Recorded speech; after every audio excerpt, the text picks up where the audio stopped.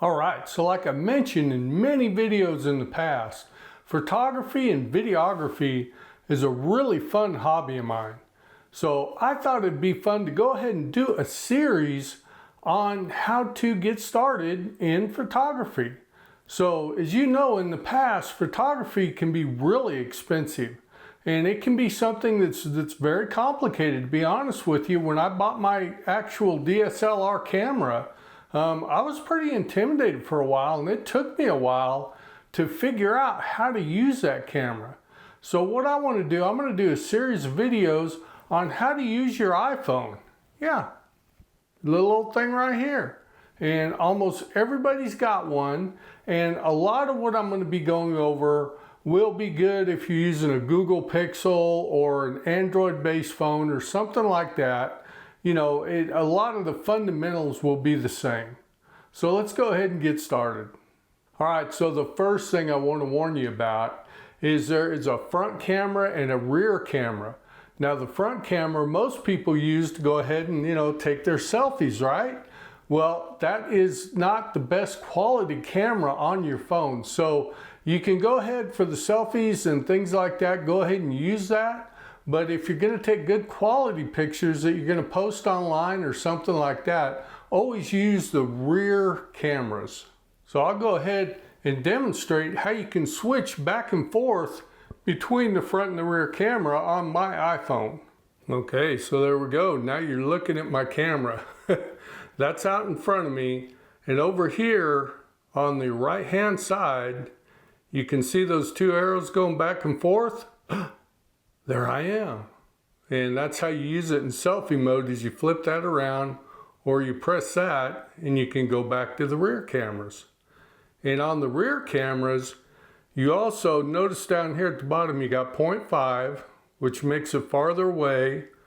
1, 2, move it up, or 3. And you can get real close up.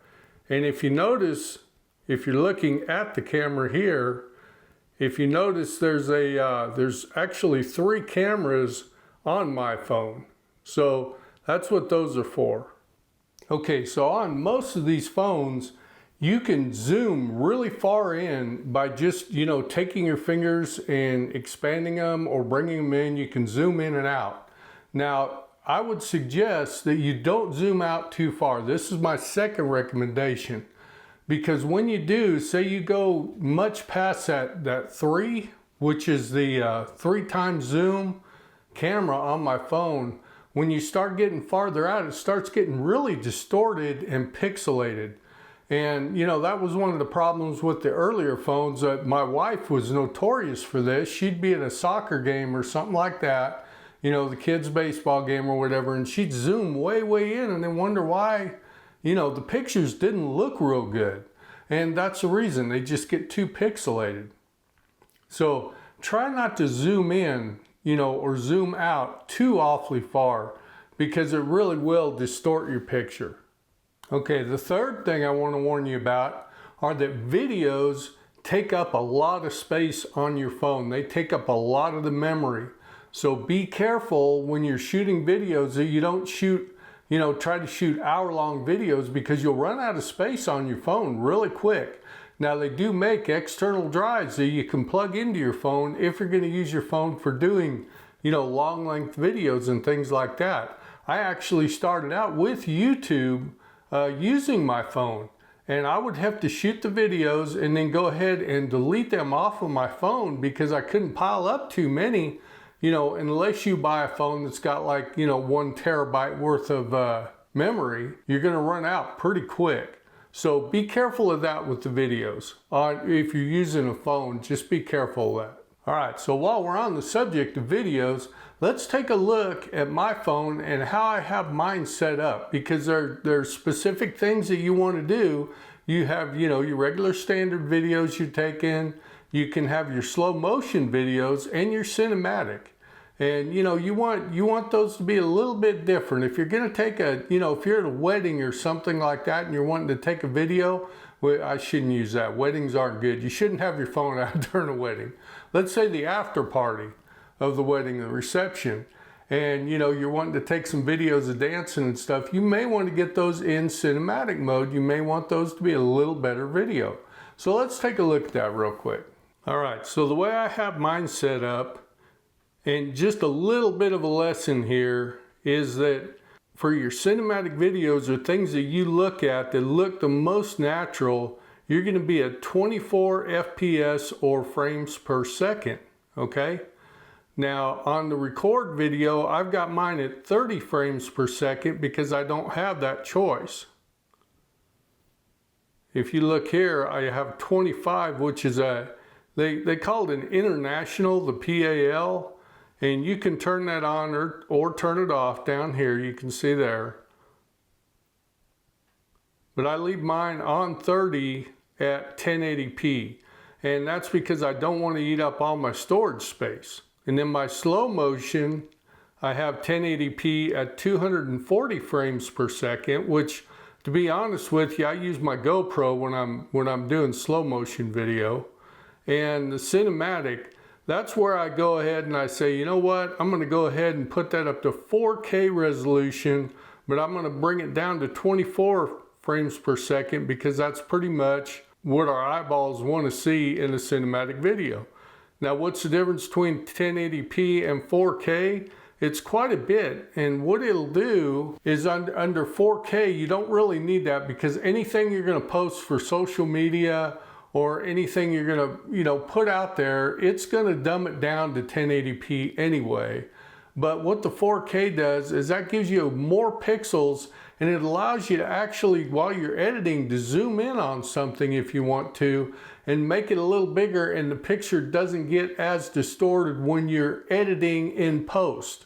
Okay, not while you're taking the video, but while you're post editing. Now, the other things I would recommend leaving on or turning on are the grid and the level.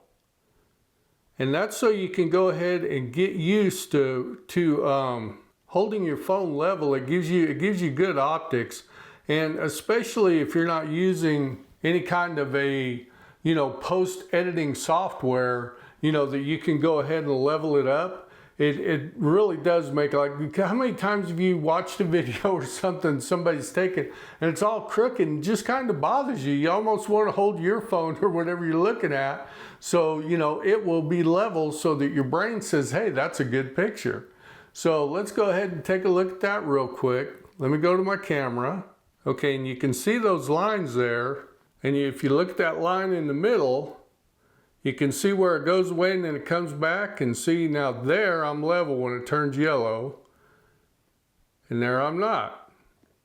So for right now, if you're in the beginning stages of photography and you just want to use your phone, and which I would highly recommend, because for one thing, why go into that expense if it's going to be something that, you're only going to do once in a while or at events. And these phones, the cameras are really good. And if you leave most everything in auto, most of the time your pictures and your videos are gonna come out pretty good. You would really be surprised. So don't be afraid to just, when in doubt, just leave it in auto. But there are so many settings that you can use on today's cameras now that you can go ahead and, customize a picture and, give it a dramatic, drop the lighting a little bit or drop the exposure. You can add filters to it to bring in different colors, to make it cooler, to make it more vibrant, all different sorts of things like that. But when in doubt, just leave it in auto and go ahead and start taking pictures and work on composition of the pictures is what I would recommend. Okay, so a couple of things that I would turn off, I'd have them available, and I'll show you on my phone, I have them available if I want them, are the live, which basically takes a little mini video of every picture you take. It takes a few frames, so, and it's nice if you're going to sporting events or something like that where you're trying to capture some action, because it gives you a few frames to select from. But it's called live, and it can make your pictures, it eats up more space. And definitely at this point, unless you're using post-editing software, okay, go ahead and don't use, it'll be called RAW. Don't use anything that has RAW on it. The HDS is fine. That will give you some really good quality pictures, but stay away from the RAW. And if you do accidentally put it on RAW and you look at those pictures, you're going to be really disappointed because they're going to look bad. But what RAW is made for, it's made for post-editing, and it has a ton of information, and it brings that out in, you know, different softwares like Adobe Lightroom and things like that. But stay away from RAW. I would turn the live off. Like I say, have it available in case you need it. All right, so go ahead, go out, have a little fun, take some photos, and start learning how to use your camera and experiment with it, because you don't want to get to the point where everybody's depending on you to take this family photo or something like that, and you're going, oh my goodness, and you freeze up. I've done that with my big camera. As a matter of fact, at Easter, we had probably 30 people over here. We wanted to get a big family, picture, and I just said, you know what, I haven't used my camera, my DSLR in so long, and ended up, guess what I took it with?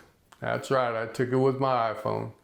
Anyway, go out, have some fun. I don't even know how many videos I'm gonna make at this point, but I'll have another one coming out next week. But if you like this video, go down, hit that like button, and watch this video next.